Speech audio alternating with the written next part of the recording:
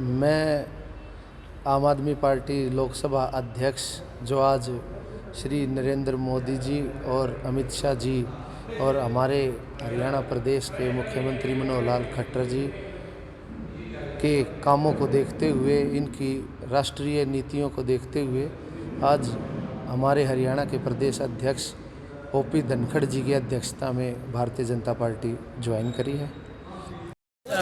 आज आप पार्टी की रोहतक लोकसभा की लगभग पूरी इकाई जो है भारतीय जनता पार्टी ज्वाइन कर गई है।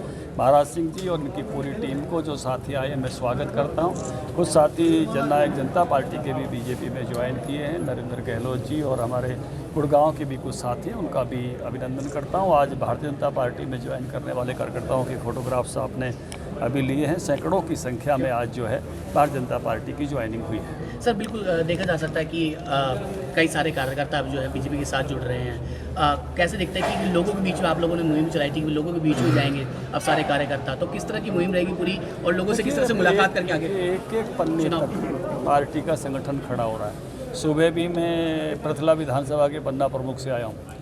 75 विधानसभाओं के पन्ना प्रमुख सम्मेलन पूरे हो गए हैं।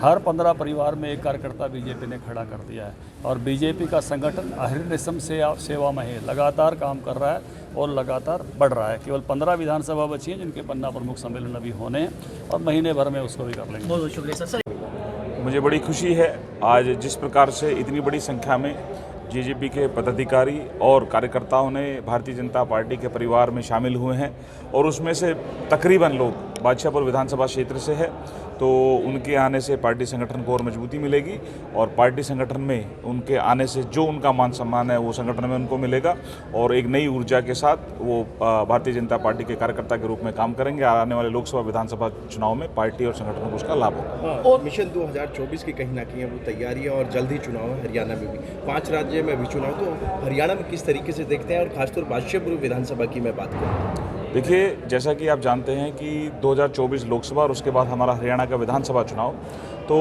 आज हरियाणा में अपने आप में ये ऐतिहासिक 75 पन्ना प्रमुख पूरे प्रदेश में विधानसभा स्तर पर हो चुके हैं, जिसमें से बादशाहपुर विधानसभा का भी पन्ना प्रमुख सम्मेलन हुआ और हरियाणा की सबसे बड़ी विधानसभा होने के नाते उसमें उसी स्तर पर पन्ना प्रमुख की उपस्थिति रही और 15 परिवार की चिंता करने वाला एक व्यक्ति जो संगठन और सरकार की नीतियों को लेकर काम कर रहा है, तो मुझे पूर्ण विश्वास है कि लोकसभा चुनाव में भी सबसे ज़्यादा मतों से अपने सांसद को जिताने के लिए बादशाहपुर विधानसभा और आने वाले विधानसभा चुनाव में हम सब कार्यकर्ता मिलकर इस बादशाहपुर विधानसभा में कमल का फूल खिलाने का काम करेंगे। ठीक है, थैंक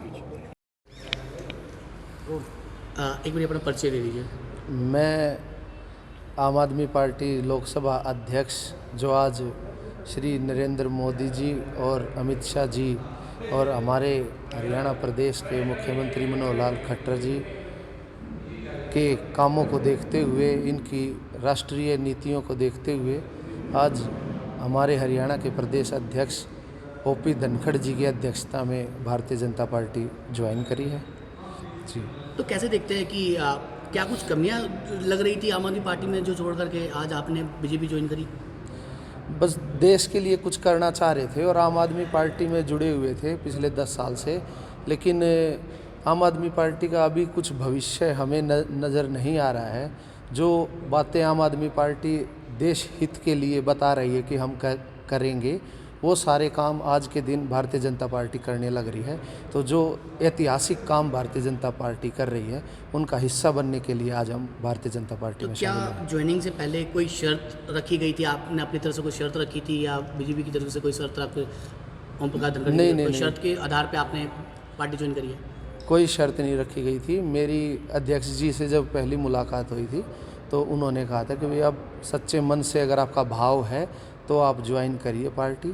तो मैं अपने सच्चे मन से भारतीय जनता पार्टी में श्रद्धा रखते हुए, इनकी नीतियों से प्रभावित होकर ही भारतीय जनता पार्टी में शामिल हो रहा हूँ। किसी प्रकार की कोई शर्त नहीं रखी गई। तो कैसे देखते हैं आगे का आपका कार्यकाल किस तरह का होगा, किस तरह से काम करेंगे? जिस प्रकार अभी अध्यक्ष जी ने हमें बताया कि यहाँ कोई भी आदमी जब एक चाय बेचने वाला प्रधानमंत्री बन सकता है, तो इस पार्टी के अंदर कोई परिवारवाद नहीं है, कोई जातिवाद नहीं है, किसी प्रकार का कोई भेदभाव नहीं है। जो व्यक्ति ग्राउंड जीरो पर काम करेगा, पार्टी को आगे बढ़ाएगा, पार्टी की नीतियों को का प्रचार करेगा तो वो अवश्य ही पार्टी में आगे बढ़ता हुआ जाएगा। सिर्फ काम के दम पर ही इस पार्टी में एक नज़र से देखा जाता है, काम के दम पर देखा जाता है। आम आदमी पार्टी की 18 तारीख को रैली भी है जिसमें केजरीवाल भी शामिल होंगे, तो कैसे देखते हैं कि रैली में कहीं ना कहीं एक खलल जरूर डलेगा कि आपके ना रहने से?